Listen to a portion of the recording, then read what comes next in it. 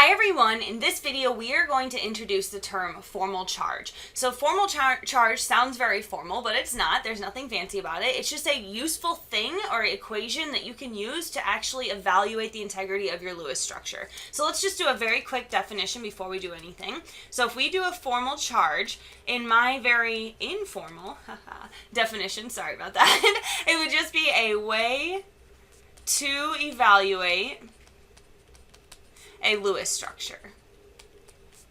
Okay, so it's the way to evaluate a Lewis structure. So before I even give you that formula, I want to tell you your goals for a formal charge. So the first thing and the most important thing is that you want your formal charge, so we abbreviate that as FC, you want that to be equal to 0. Okay, that is a good thing. This is the best case scenario. It is considered okay or mediocre if you have a formal charge equal to -1 or a formal charge equal to +1. That's okay, especially if you're dealing with an ion, so something that has an overall charge. You're definitely going to have a formal charge somewhere in there. But what I would definitely say or try to warn you that it is extremely bad to ever have a formal charge that's equal to 2 or 3 or 4 or 5. If you end up with a formal charge equal to 5, you need to quit, you need to go home, take a nap, and reevaluate, because 5 is just the way wrong thing. You're doing something totally wrong, okay? So let me give you a quick equation, and then we're going to work through some examples. So the informal equation for formal charge is want minus have. Okay, so now that's not very helpful if you don't know what that means, but want is basically your group number. All right, so that's how many electrons or valence electrons that your system wants to have. So if you're talking about carbon wants to have 4 things surrounded by it. Now have or has, depending on who you're talking to, is really just what is touching your specific atom. All right, so now again, I know that sounds weird. Let's go through an example because it might just help. So we're going to start off with something very, very simple. So let's look at this molecule, the diatomic hydrogen, so it's just H2. There's no other valence electrons on here. Each hydrogen just has 1 valence electron. 1 is here and 1 is here. So let's go through the formal charge for this hydrogen specifically, because you can only do formal charge for one specific atom at a time, not the molecule, one atom. So for this one, our formal charge of hydrogen, that's how you'd set that up, is equal to want, so it's group number. Hydrogen's in group 1, so it wants to have 1 valence electron. How many does it actually have? So you go to your structure and say, what is touching it? So here's my hydrogen that I'm looking at. The only thing that's touching it is right there, that single electron. So there's one thing touching it. So 1 minus 1, then you just do math. 1 minus 1 is 0. So you would say that that hydrogen has a formal charge of 0. Now we can do the same thing for this hydrogen, but it's the exact same structure. So 1 minus 1 again gives us 0. So now we can say that both of these hydrogens in this molecule have a formal charge of 0, which means when you draw out H2, if you draw it like that, that means you have a very good solid Lewis structure. If you came up with something like this and then a bunch of electrons on there, I mean, I don't even like looking at that, don't look at that. That would be something that's crazy, and you'd end up with formal charges of 3 or 4 or something for each one of those, and so you'd know immediately, oof, I messed up, this was a bad Lewis structure. So we're going to keep working through these examples, so hopefully formal charge just kind of clicks after a second. So we're going to move on. Kind of a similar example, but we're going to change one of these hydrogens to chlorine. So let me go ahead and draw in my lone pairs here. And so you would draw this Lewis structure, and now you use formal charge to say, okay, did I do a good job? So hydrogen, same thing as before. It is in group 1, so that's its want, minus how many things it's actually touching. It's touching 1 electron right there, so 1 minus 1 gives us 0. Literally the exact same thing we just did in the previous example. Now the chlorine, I'm going to slow down because this is new. So the chlorine, group number, that's your want component, and then you have your has. So the group number is your want. Chlorine is a halogen, so it's in group 7. It's all the way over on the right side of the periodic table. So it wants to have 7 electrons. Now how many does it have? So what is it touching? So now you go here and you count your electrons. So chlorine has 1, 2, 3, 4, 5, 6, and 7 electrons that it's actually touching. So 7 minus 7 gives us an overall value for formal charge of 0. So for this chlorine, it also has a formal charge of 0. So if you draw out HCl, that very strong acid, if you draw it out like that, boom, you have a beautiful structure. Let me put the lone pairs in. Now you have a beautiful structure, okay? Now I'm going to ramp it up, make it a little bit more complicated.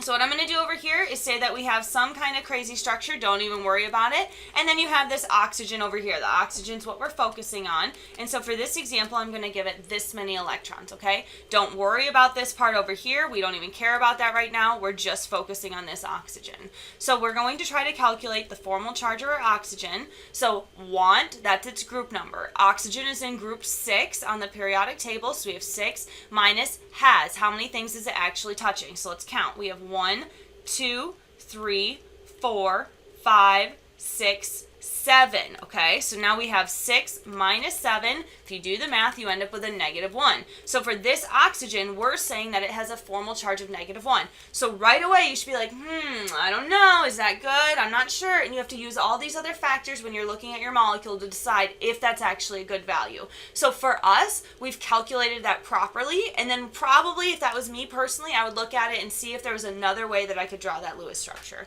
But that's a different video. We'll come back to that later, okay? All right, so now one more example here before I let you try it. So let me give you this one. Okay, so same structures before. We're going to ignore this component over here. We don't care about that. We just want to look at the formal charge on this nitrogen. So formal charge of nitrogen. We're group number first, want, right? So it's in group 5. And now what does it actually have? How many electrons are touching it? So 1, 2, 3, 4, 5, 6, 7. So we have 5 minus 7. This gives us a formal charge of -2. Right away, you should be going, oh, this is bad, bad, bad, bad. Dr. B said, no, you cannot have a 2. And this thing is so ugly, I don't even want you to look at it. We're going to cross it off. That's what that means. If you get a formal charge of -2, right away you're saying, this is terrible, this is bad, I definitely did something wrong. I need to erase that, start over, redraw my Lewis structure. All right, so now I want to let you actually do one and do a practice example for the formal charge. And so this example that I'm going to give you is just a little structure here. My question is, for methane, CH4, which you need to draw, okay? At this point, I hope that you can draw that out. I want to know what the formal charge is of the carbon, and I also want to know what the formal charge is of the hydrogen.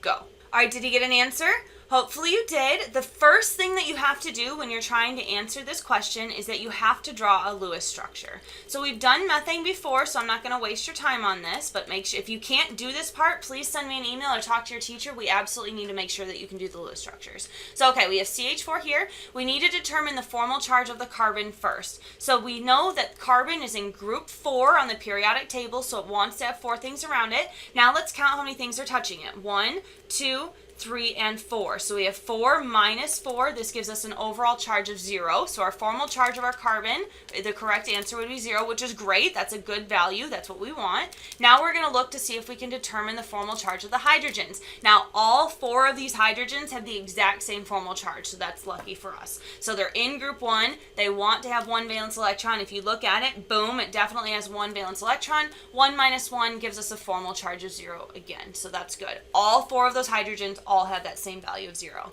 All right, so now I'm going to give you 2 more examples here, and I want you to figure out the formal charge on each atom. So for our first example here, I'm going to give you cyanide, and I want you to determine the formal charge on the carbon and the nitrogen.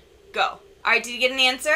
Hopefully you did. This was hopefully starting to get easier and easier, but if it's not, don't worry. We still have one more example to work through together. So our carbon is in group 4. So 4 minus how many things it's touching. We have 1, 2, 3, 4, and 5. So we have 4 minus 5. That gives us an overall charge of -1. Now we have our nitrogen. Nitrogen's in group 5. 5 minus how many things it's touching? 1, 2, 3, 4, and 5. So 5 minus 5 gives us an overall charge of 0. And this is actually the correct structure for cyanide. Cyanide's written as Cn-1. It's an ion, and the -1 is definitely located over the carbon. So if you got that, you definitely got the correct answer.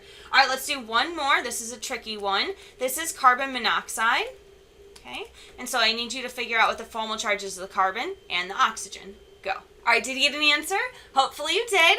The carbon one is just like the cyanide one we just did above. So we know that carbon's in group 4, but it's touching 1, 2, 3, 4, and 5 different things. So 4 minus 5 gives us an overall value of -1, which is correct. There's a -1 charge over carbon and carbon monoxide. And now we can look at our oxygen. Oxygen's in group 6 in the periodic table. We need to subtract away how many things it's actually touching. So 1, 2, 3, 4, and 5. So we have 6 minus 5 gives us an overall value of +1. And in carbon monoxide, this is absolutely correct for the best Lewis structure. You have a +1 charge over oxygen and a -1 charge over carbon, which, by the way, is extraordinarily rare. Usually that would be flipped, but that's what the math says and that's what the structure says, so that's correct. Have a great week. Take care of yourself. Drink water.